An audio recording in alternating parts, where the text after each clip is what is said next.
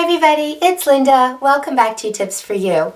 Well, I haven't been on in a little bit because I've been really busy. I wanted to check in and see how you're all doing. I know these are really difficult, unprecedented times, but we're all going to get through it, okay? I have some tips for you on getting through the coronavirus and coming out actually better than before, okay? And I also want to share with you some joyous things that have gone on in my life since I last saw you. This has been a really busy 2020 for us in this family. My son got married last weekend, and it was absolutely glorious. It was one of the most wonderful events of my entire life, and got to spend time with our new family, and everything went off perfectly. And considering what's going on with this coronavirus and, limited travel and everybody, social distancing, I mean, we were really praying up until, the actual minute of the ceremony that everything would go off as planned and nothing would shut down and that people would come and enjoy themselves. And our prayers were answered because it did happen. And we really got it in by the skin of our teeth because right after that, everything shut down. Church ceremonies, events, weddings, everything. So it was like there was a guardian angel just guiding us through this entire thing. And I can't even tell you just how magical it was. And as a mom, to witness your son or your daughter, but for me it was my son, marry the person that they are so in love with and make a commitment, a life commitment, is just, I can't even put it into words. It was beyond wonderful, heartwarming, every emotion you could think of. We had a lot of tears, happy tears, of course, myself, my family, my daughter-in-law's family, and of course my son himself. And it was just a joyous, joyous occasion. Unfortunately, their honeymoon got cut short because of travel restrictions, but they're going to reschedule that, and that's all going to happen in the future. You just got to roll with the punches. The important thing is everybody's happy and healthy. And at the end of the video, I have some wedding photos for you to take a look at so you can enjoy and experience some of my joy from that day. I will never forget it. And we all just keep pinching ourselves that it actually happened. So much planning goes into a wedding and so much love and care. And to have it, be on the verge of you don't know what's going to happen, and it's really nerve-wracking. So my heart goes out to anyone who is planning a wedding, who has had a wedding interrupted by coronavirus. They're calling it the wedding crasher, and I can see why. My heart goes out to you, but don't lose faith.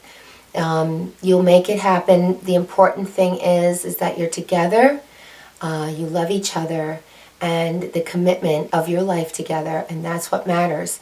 I've been practicing an attitude of gratitude, and I want to share that with you all today, because when you have tough times like this, you really have to be thankful for what you have, and you have to really go over that in your mind every day. I wanted to talk to you all about the coronavirus. I wanted to give you some tips for getting through this because, this is a very hard time for everyone, but it's especially hard for anybody who has anxiety or depression or has issues with addiction. We all need to be very sensitive to anyone that we know and to the people out there that have these problems, because it's times like this that people have a really hard time, and we need to be there for them. We need to be vigilant if we notice anything unusual or cry for help, and we need to be there and ready to act, okay? Because it's not just about the virus. It's about the anxiety that the fear and the panic causes in human beings. And it's about what it does to your immune system. The best way for you to protect yourself against the coronavirus or any virus or any illness, because there's always something that's looking to come into you as a host and wreak havoc. But you have something called immunity that is the reason we are all alive on this planet, okay? You need to have faith in that immunity, that it will protect you, but you have to help it. And by helping it, you will help yourself avoid illness. It's not just about washing your hands. It is important that you build strength inside, that you keep yourself at optimum health. Okay, and one of the ways you can do that is to start tuning out negativity. We've all had our share of the news and the panic and social media. I think it's time now. It's a good idea for everybody to just turn it off. You're doing what you can. You understand about social distancing. You understand about not sneezing and coughing near anyone or being near anyone that's coughing and sneezing, because you know that viral droplets can enter your body through the air by those methods. Okay, and you can also place them into your body by touching things that have been exposed to the virus. And you touch your eyes, and you touch your nose, and you touch your mouth, and you put it right into your body. So these are really good things to practice. Those are the number one ways that you're going to protect yourself. I think this whole thing has been a really great lesson for people who sort of take these things in a nonchalant manner. I can't tell you in the past how many people I've said, hey, you sound sick. And they're like, oh no, I'm fine, it's allergies. Well, those people need to, instead of just assuming they're fine, say, you know what, maybe I am coming down with something. Let me play it safe for a day or two and let me see what develops. And let me distance myself from people. So everybody's getting a lesson in what they can do for their neighbor and how they can protect others, because it's really beneficial for preventing the spread of disease. So let me tell you how you can build strong immunity, because that is the difference between getting a disease and not getting a disease. If you put 10 people in a room and you subject them to a virus, not everybody's going to get it. It all depends on a person's immune system. And we all know from everything that we're hearing that this coronavirus will get hold of and really affect the people who are immune compromised, who are elderly, who have comorbidities. If you don't know what that is, that means you have other illnesses and ailments that you're dealing with, that your immune system is trying to overcome. Diabetes, heart disease, lung disease, kidney disease. Your body is working to keep you alive, and then something comes along like this, and it really takes its toll on you, and you can't fight because your body's already been fighting so hard. All right, so those are the people that are really at risk. Those are the people who really need to be careful. They need to stay at home. They need to stay away from people who could potentially be carrying viruses. And not just coronavirus. We're talking about anything. Flus, pneumonias. Don't go into public places. It's really important to protect yourself, especially if you've just had surgery or you've just been sick. Or again, if your immune system has been compromised. And don't think it takes 2 days for immunity to be built up again. It takes a while. So if you've just had the flu, give yourself a couple of weeks really to get back on your feet, okay? Because that's what you need. You really need that time to reset, recharge, pay attention to yourself, get plenty of rest, lots of sleep, okay? That's the one way we all repair our bodies. Get a lot good nutrition. This is a time now where we can all cook more. We're home. Learn some recipes. Make some whole foods for yourself. Eat some nutritious meals. Our lives are so much on the go all the time that important things like exercise and diet, healthy diet, fall by the wayside, and sleep. This is a chance, guys. This is a chance for you to focus in on healing yourself, resetting yourself, balancing your life, getting some good habits. Keep a journal. Write down some of the changes that you want to make now. This is a good time to implement them and make them, okay? Make sure you eat regularly. Eat a diet. A couple of people have written me what I think about intermittent fasting. I'm going to do a video on that, but just to say it right here, right now, during this time of, we need real immune sufficiency. I don't think intermittent fasting is a good idea. There are many reasons I don't think so. One of the primary reasons is because it will be harder for your body to maintain homeostasis. Okay, it's going to be harder for your body to maintain your immunity. Eat regularly, eat when you're hungry, grab nutritious foods, get plenty of rest, and get some outdoor activity. Get some exercise, walk. I know you can't get to a gym, but I have videos up that you can do right in your own home. You can exercise all parts of your body. I've been doing them myself. I've been trying to stay fit. I've been walking, getting sunshine. Spring is here. Spring doesn't know what's going on. The flowers are coming up. They're blooming. Fortunately, we had a pretty mild winter here in the Northeast, and I'm seeing wonderful flowers all over the place. Focus on what's going on in life that's really good. If you're healthy, be thankful, be grateful. You'll get through this. Help those that need help. Protect yourself, and you will overcome this. We all will. We all will. But use this time. We've all been hoping for a time in our lives, right? Where we can actually focus more on ourselves and our families and our children and doing things with them. And now that work is kind of out of the picture for a lot of people, I know that's very hard. Some people really need the income. And my heart goes out to every person that is struggling right now. Okay, and hopefully this isn't going to last much longer. And that's why I always tell people in life and in my videos, please have a savings. Have 6 months to a year of cash that's readily available for you so that if you need it, it's there. Just like times like this. Okay, because that's when you need it. It comes out of nowhere and you can never really expect these things. This is a struggle for everyone. Everyone is becoming a germaphobe because of it. We're fearful of each other, of going near anyone. We're all walking 6 feet apart and 7 feet apart. Isolation is not good for human beings. It's not good for anyone. Stay close and stay connected as much as you can. If you have loved ones that you're living with, you're fortunate.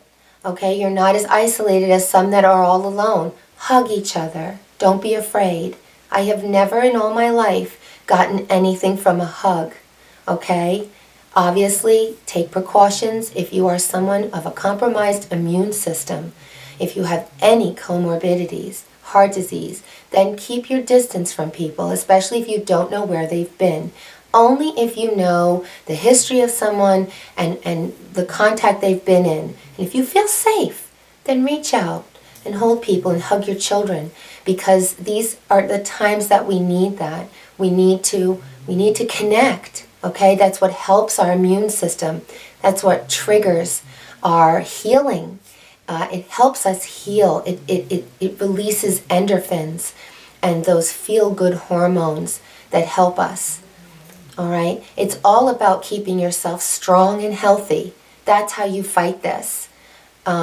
You really have to protect your immunity. We really don't know a lot about the people who have come down with coronavirus, and we don't know a lot about those who have died, except that many of the ones that have died have been elderly people with comorbidities.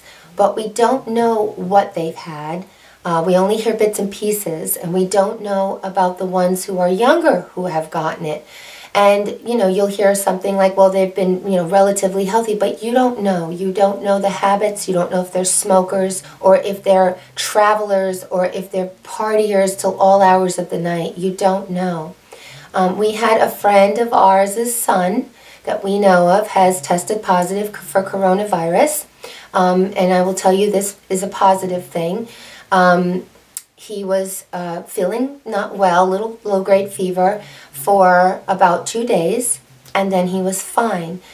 The vast majority of people are at low risk for this, okay? I want you to know that. Keep that in mind and hold that thought. At the same time, be careful, okay? But try to quell your fears. Try to keep your anxiety lower. Don't watch the news.